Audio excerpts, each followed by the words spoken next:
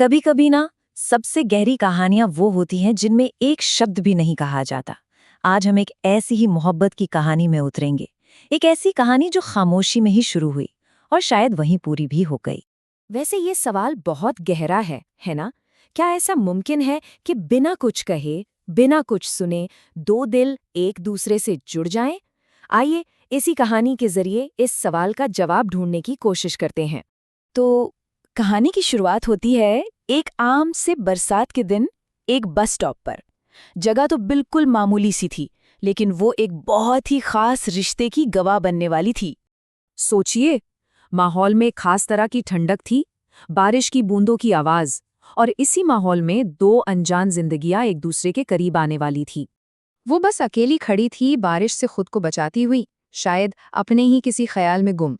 और फिर उस अकेलेपन में एक और शख्स शामिल हुआ, एक लड़का, और उसके हाथ में थी एक छतरी। ना कोई सवाल, ना कोई बात, बस एक छोटा सा खामोश सा इशारा। और जानते हैं, बस यही वो एक पल था जहां से सब कुछ शुरू हुआ। उस एक पल के बाद मुलाकातों का एक सिलसिला सा चल पड़ा, लेकिन ये कोई आम मुलाकातें नहीं थीं। इनकी तो अपनी ही एक अलग जुबान थी, खामोशी की जुबान।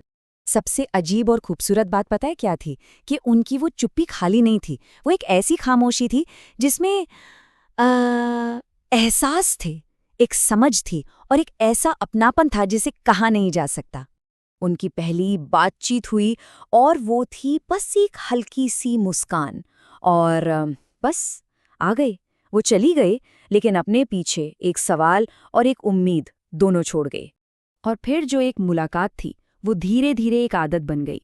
पहले अगले दिन, फिर वो पूरा हफ्ता, और फिर तो ये हर रोज का सिलसिला बन गया।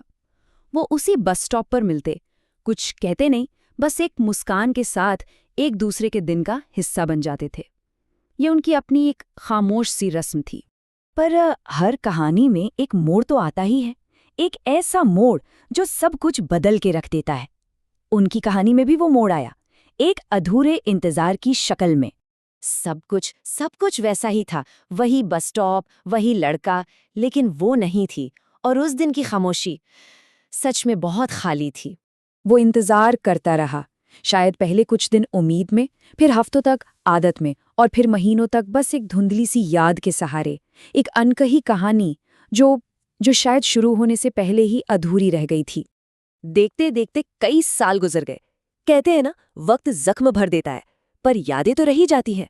और फिर एक दिन उन सारी यादों को उनके जवाब मिले, एक डायरी के पन्ने में।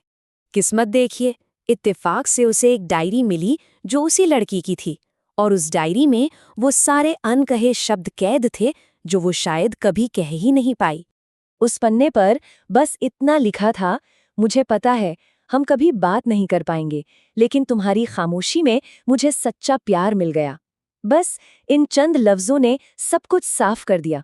ये एहसास एक तरफा नहीं था, वो खामोशी असल में उन दोनों के बीच की जुबान थी। तो आखिर इस कहानी का मतलब क्या है? ये हमें उस मोहब्बत के बारे में बताती है जिसे जताने के लिए, जाहिर करने के लिए लफ्जों की जरूरत ही नहीं पड़ती। और ये एक लाइन इस पूरी कहानी को कितनी खूबसूरती से बयां करती है। उनका रिश्ता दुनिया की नज़र में अधूरा लग सकता है, लेकिन एहसासों के लेवल पर वो पूरा हो चुका था। शायद यही इस कहानी का सबसे बड़ा सच है कि कभी-कभी जो हम महसूस करते हैं, वो उन सारी बातों से कहीं ज्यादा ताकतवर होता है जो हम कह सकते हैं या कहना चाहते हैं। तो ये कहानी हमें एक सवाल के साथ छोड़ जाती है, क्या वाकई वो बातें, वो एहसास सबसे ज्यादा गहरे होते हैं जिन्हें हम जुबान से कभी कह नहीं पाते? जरा सोचिएगा इस बारे में।